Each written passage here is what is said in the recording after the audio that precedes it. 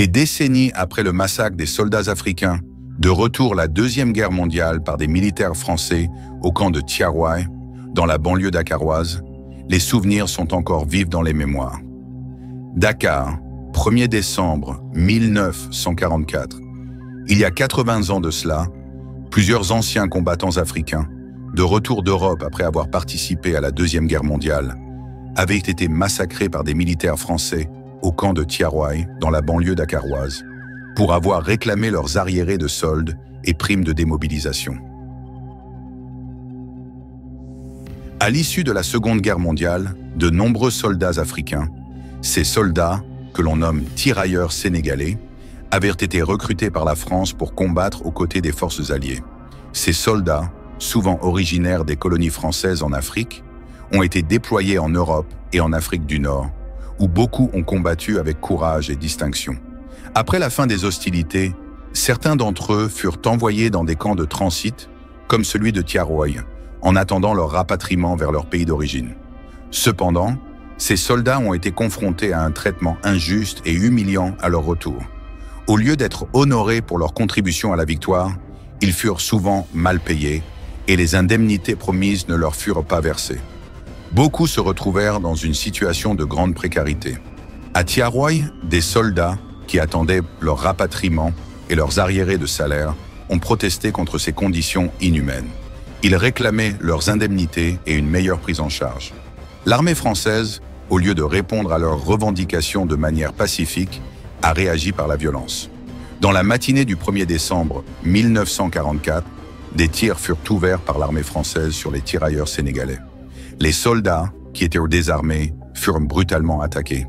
Les informations sur le nombre exact de morts varient, mais on estime qu'une centaine de soldats africains ont été tués et des centaines d'autres blessés. Le massacre s'est ensuite poursuivi au fil de la journée et plusieurs témoignages font état d'un véritable carnage.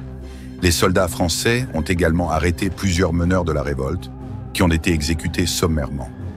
Après l'attaque, les autorités coloniales ont tenté de minimiser l'incident en présentant les événements comme un simple soulèvement de soldats indisciplinés, mais la réalité était bien plus tragique.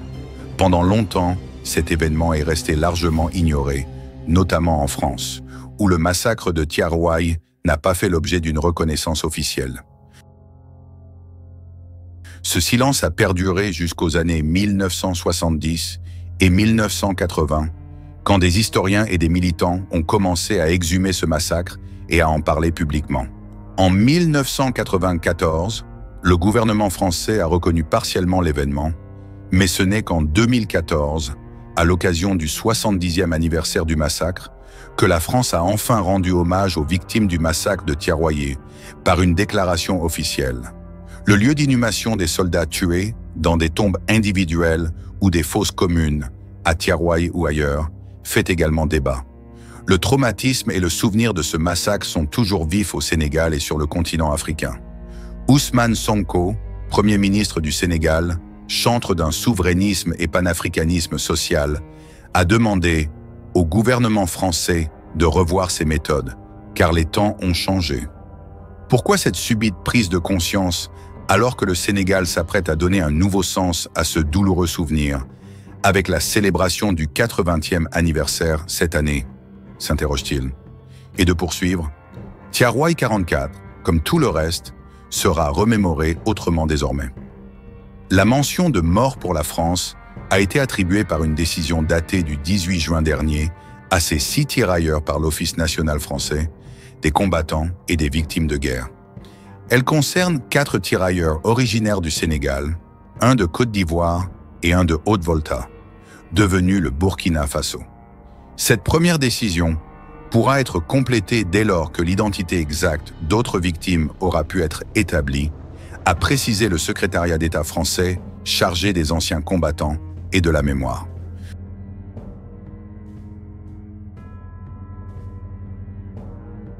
Le massacre de Thiaroye reste un symbole de l'injustice coloniale, marqué par des traitements inhumains infligés aux soldats africains, qui avaient pourtant combattu pour la France. Ce drame a eu un impact durable sur la mémoire collective des pays d'Afrique de l'Ouest, en particulier au Sénégal, où il est devenu un élément central du discours sur l'indépendance et la lutte pour la dignité.